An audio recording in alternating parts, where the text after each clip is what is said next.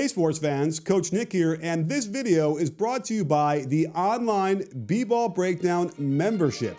Click the first link in the description below to learn more and join. Good.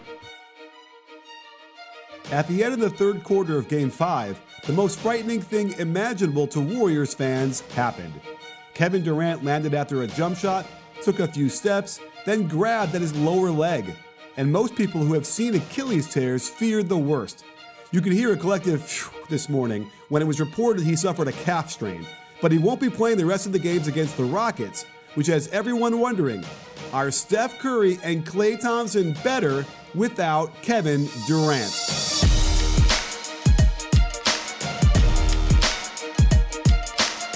Of course, any team is better with a Hall of Fame player on the court, and there are no numbers that dispute this. In fact, the Warriors have come to rely on KD in isolation so much, and he's been so incredible at it, that it's possible the best of their offensive sets have become rusty.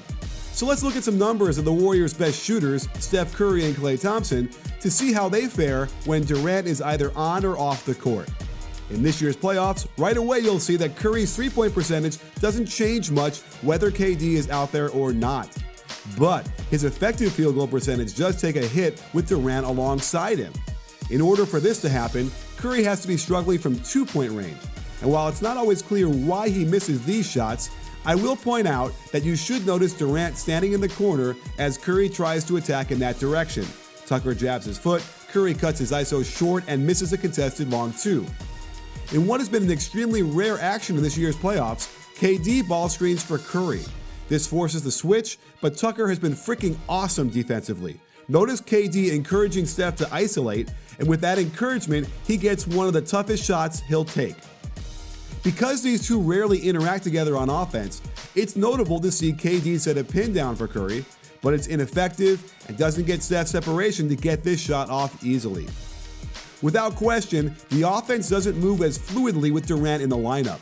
But the biggest takeaway I got from watching hundreds of clips was how often Durant is just parked in the corner while Curry shoots shots that miss. Possession after possession, it's uncanny how KD is just standing in the same spot. Granted, the offense calls for him to start there, and he does have gravity which tends to pull his man closer to the corner than most. But at some point, it just felt startling to see shot after missed shot taken by Steph with KD immovable from that corner. It's not to say that removing him from the corner would yield a better percentage from Steph, but I like to see it if KD ever gets back on the court this season. As for Klay, check the difference in his percentages with and without KD on the floor. This is much more striking. His effective field goal percentage jumps 7.5 percentage points, and his three-point percentage goes up 13.5 points. While it's a small sample size since both these guys are playing major minutes, this type of jump is crazy and worth exploring why. Without KD on the floor, Klay's usage spikes as well, which makes sense since it allows him more opportunities to explore off the dribble with one less dominant playmaker alongside him. With certain lineups like this one, Klay is so clearly the designated scorer that it seems to open his shooting a lot more. He doesn't have to worry about anyone else, but just find an opening and let it fly. And it's this type of mindset a shooter needs to be successful. The corner is empty as you can go to work off the dribble and knock down even tough jumpers without KD out there. It might all sound mental, but shooting at this level is 70% mental. And when Klay knows it's him against the world, he seems to thrive a lot better. Plus, he's coming off of traditional actions like pin downs to get him open. With this lineup, he's got just about every other teammate looking for him, trying to generate a shot for him, and as a result, he can be creative in finding the open space to catch and shoot with that great rhythm and hyper-quick release he has. Examining his struggles when KD's on the floor, it's a bit harder to see the issue since he still cuts and moves across the floor to get open with similar actions. But one thing to note is how often he gets the pass from KD on all these misses. I'm not here to say he's missing because KD is passing to him, but unlike Steph, the vast majority of Klay's misses come when KD brings the ball up, makes one pass to Klay, who promptly bricks the shot. Here's another ho-hum pin down for him that he's run thousands of times. KD brings it up and gets it to him fine, and while Capella is there, he usually knocks this shot down. When the ball is moving, the offense is pretty and hard to guard. But you should notice that more often than not, when KD makes a catch, everything stops. The shot clock becomes an extra defender, and as he wandered down towards the hoop, he shovels it to Klay, who has no choice but to toss this up under duress. It's possible that Klay gets frustrated by the lack of player movement and ball movement when Durant is in, and maybe it explains these kinds of terrible shots where it looks like he's trying to shoot it before it's even in his hands. And when Klay tries to attack on his own, we'll see KD in that corner again, and rather than stay there to space, he actually lifts to the wing, bringing an extra defender to Klay to bother him into the miss. Something similar happens as Klay wants to attack with pinch post action, but KD just stands on the wing, allowing his man to get in the way as he has to fade away on a tough long two that misses.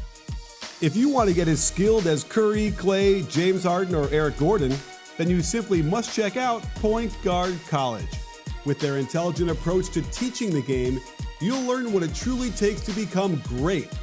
With camps in over 30 states and Canada, PGC will unlock your true potential and transform you into the best player you can be. If you aspire to be as good as Lillard or Jokic, there is no better environment than PGC. Just like Klay's usage goes up without Durant on the floor, Curry gets completely unlocked. And with his immense skill off the dribble and the more open floor to use, it's completely clear why all of Steph's stats shoot up. In Game 5, he was the main catalyst keeping them afloat after KD went down. And even with no spacing with Mooney and McKinney hovering around the rim, he's got ways to get this shot off that most don't. Here's a good example of prettier basketball without KD, as a denial by Rivers works against him as Iggy hits Curry with a nice backdoor pass and finish. Without KD, they rely on Green to bring the ball up more, and he's almost never thinking shot first. Whereas KD has no problem pulling up from deep after bringing the ball up, Green is in instant pass mode. Curry knows Jerebko will screen to get him open, and it's an open look from downtown. Again, knowing he's the man in these lineups allows him the freedom to explore off the dribble for shots he doesn't get alongside KD. And this step back drops straight through the net. Curry will get a lot more isolations out top without KD on the floor. And even when there's no spacing, he still knows how to slither by defenders with a high level of skill on his finishes. Plus, end-of-quarter isolations are now his exclusive domain. And just like Klay's mindset changes his efficiency, so does it with Curry as well, giving us another highlight deep ball that demoralizes the Rockets. So in the end, what does this mean for the Warriors? Can they survive the second round against the Rockets without Durant? Can they get past Denver or Portland in the Western Conference Finals? If what we've seen of Curry and Klay without KD during these playoffs is any indication, we should expect that these two will increase their shooting, the offense will flow a lot better, and you could even argue that maybe, just maybe, they're a better overall team, with Klay Thompson and Steph Curry leading the way.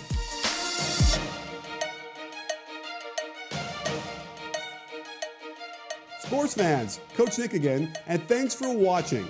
If you enjoyed this video, then I've got a new online basketball membership where I share with you the best of what NBA teams are doing to help you be more successful on the court. Click the first link in the description or the pinned comment below to learn more. And don't forget to like and subscribe and let me know how you feel about today's video. Check your settings to make sure you get notified each time we drop a new one. After all, at BBallBreakdown, we're not a channel, we're a conversation. You in?